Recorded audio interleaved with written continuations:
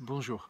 Aujourd'hui, j'avais envie de partager un, un outil qu'on peut appeler le rituel matinal pour couple et qui assemble plusieurs outils. Ça amène dans l'ensemble la projection, l'écoute avec le cœur, on peut dire ça comme ça, et la communication vulnérabilité. L'intention est multiple. L'intention est d'avoir un témoin de mon cheminement,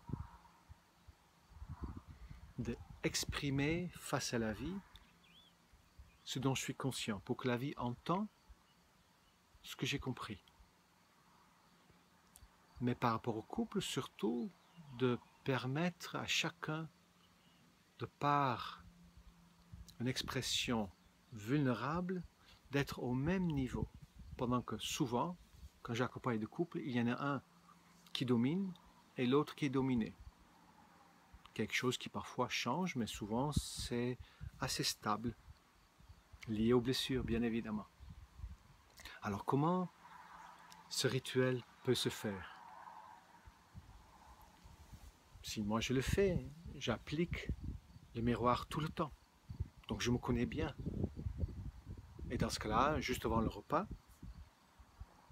je fais une petite synthèse de ce que j'ai pu entendre me concernant. Et je viens avec ça face à mon partenaire.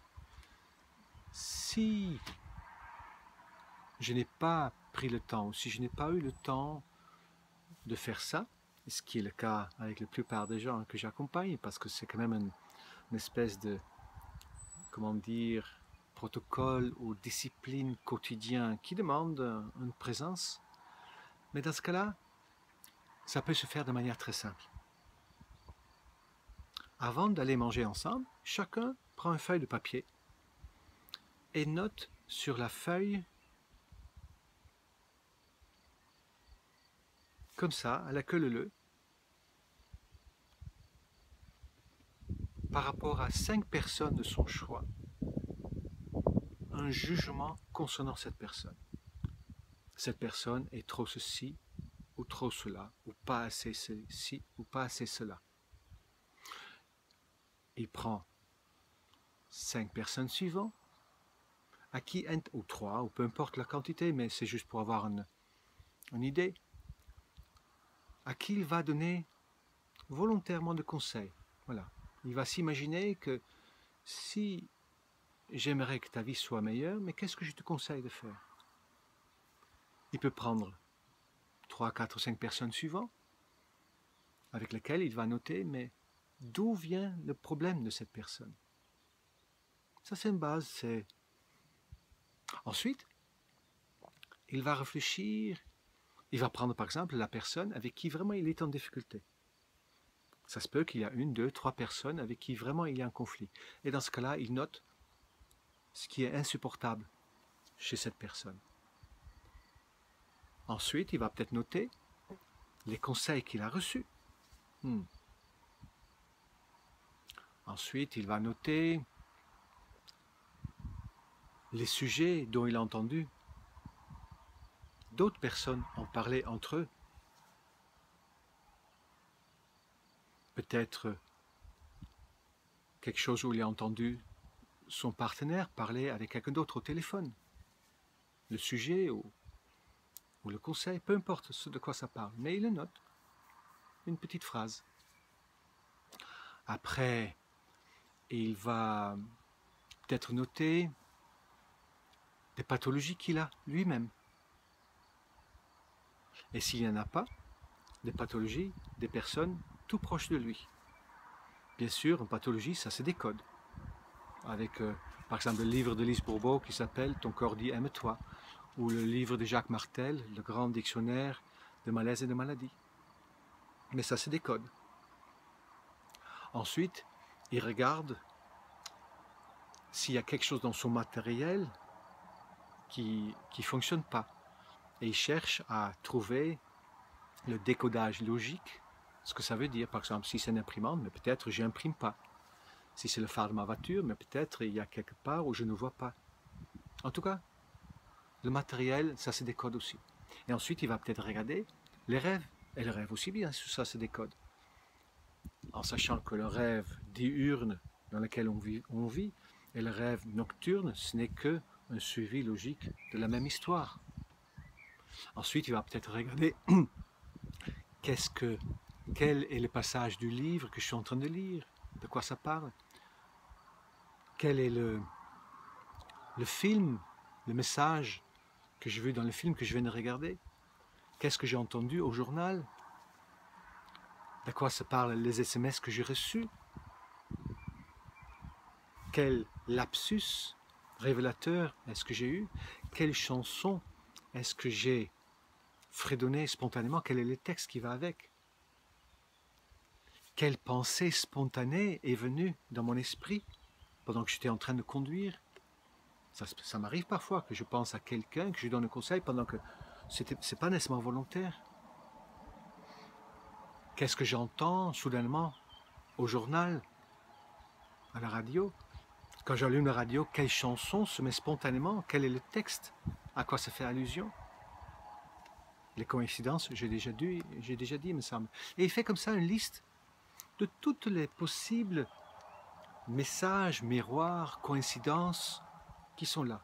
Et ensuite, pourquoi pas, tirer une carte d'un jeu divinatoire comme Osho, ouvrir une page dans la petite voix ou autre chose, et à partir de là, prendre tout ce qu'il a écrit et considérer que c'est en fait de lui qu'il parle, et d'aller chercher, mais quel est ce profil temporaire de moi que je perçois? S'il a écrit un peu comme je viens de le proposer, mais on trouvera effectivement une problématique. Après, c'est l'expérience qui va faire en sorte que ça devient fluide.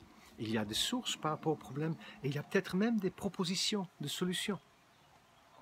Et une fois qu'il a fait ça, les partenaires se mettent ensemble en mangeant. L'un dit à l'autre, voilà, j'aimerais bien exprimer, parler de moi, est-ce que tu peux m'entendre? L'autre dit oui. Et la personne qui va commencer va exprimer en haute voix, en gros, 3 choses. Ce qu'il a entendu, ce qu'il a compris lui concernant, de quelle manière ça se greffe sur ce qu'il a déjà mis en place, et surtout, qu'est-ce qu'il va en faire? Quelle intention va-t-il mettre en place? De quelle manière va-t-il mettre en place une nouvelle intention pour la journée? Où est-ce qu'il va faire attention?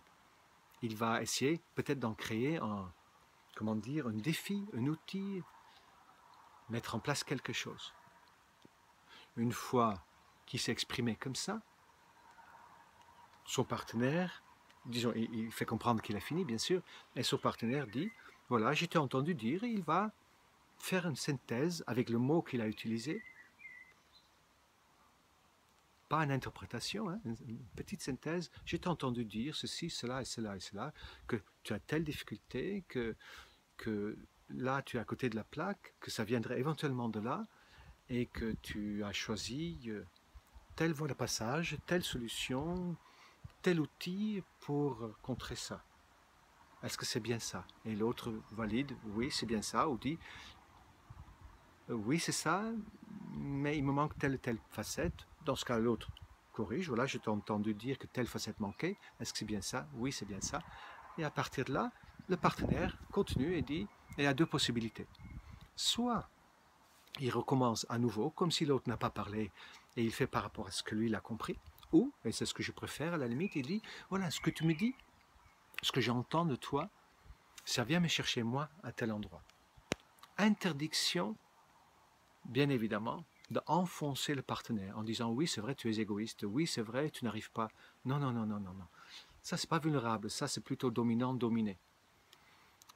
Par contre, ce qui est très chouette, c'est que chacun puisse admettre, reconnaître surtout, ce qui est difficile, sa part du miroir. Et dans ce cas-là, de dire, voilà, ce que tu me dis, je le reconnais pour moi, et ça va me chercher à tel et tel endroit, et je me rends compte que moi aussi, j'ai telle et telle difficulté et tout ça. Et si j'ajoute là-dessus ce que j'ai découvert avec mon miroir d'hier et de ce matin, mais je me rends bien compte que moi, effectivement, j'ai telle difficulté, en effet aussi, qui ressemble peut-être au tien, ou qui est complémentaire, ou en tout cas, qui viendrait chez moi de là, et moi, je choisis donc effectivement telle voie de passage pour effectivement me sortir de là, pour créer une meilleure version de moi-même. Et à partir de là, il dit qu'il a fini. Quand il a fini, l'autre dit « je t'ai entendu dire » et reproduit une petite synthèse sans interprétation. L'autre valide. Et à partir de là, pourquoi pas, effectivement, ça peut continuer si les deux partenaires ont le temps et sont d'accord. Si effectivement ça a été fait, celui qui a parlé en premier pourrait dire est-ce que c'est OK pour toi si j'y ajoute quelque chose? Et si le partenaire dit oui, mais dans ce cas-là, effectivement, je dis voilà, par rapport à ce que tu dis, ça vient encore me chercher et me permet d'aller plus loin. Mais ce qui est intéressant, là-dedans, dans cet échange qui peut continuer autant qu'on veut, c'est que de ne pas entrer dans la philosophie, dans la théorie, dans des généralités, mais de rester dans le jeu, de parler à partir de mon cœur, de mon expérience et de mon évolution et de ma vulnérabilité. De ne pas chercher à se montrer plus fort ou plus beau que ce que l'on est vraiment. Communication, vulnérabilité, ritualisée avec la projection. C'est-à-dire qu'un moment de vérité, en quelque sorte, en couple, pas nécessairement évident, mais dans le couple, chez le couple où je suis actuellement, c'est magnifique parce que je suis à côté d'eux, donc j'écoute l'un, j'écoute l'autre, je les aide à se voir. Là, ça fait 2 jours que je suis là, c'est le 3e jour, et c'est magnifique parce que je vois très très bien de quelle manière il y a une évolution et à quelle manière, au fur et à mesure, l'un et l'autre arrivent à se dévoiler, à entrer dans sa, comment dire, à affronter sa peur en fait, face à ce que l'autre peut penser, et d'entrer dans cette vulnérabilité. Et quand les deux sont vraiment dans cette vulnérabilité, c'est comme s'il n'y a plus de danger en fait. Et dans ce cas, il y a vraiment une rencontre importante, possible. Voilà, c'est ce que je voulais partager avec vous ce matin. Il y a plein de choses à dire là-dessus. Moi, personnellement, j'aime beaucoup faire ça avec mes partenaires régulièrement. 2-3 fois par jour. Pas nécessairement pendant le repas, mais le repas sont propices parce que souvent, c'est le moment où le partenaire peut vraiment se rencontrer. Voilà, je vous souhaite une très très belle journée. À très bientôt.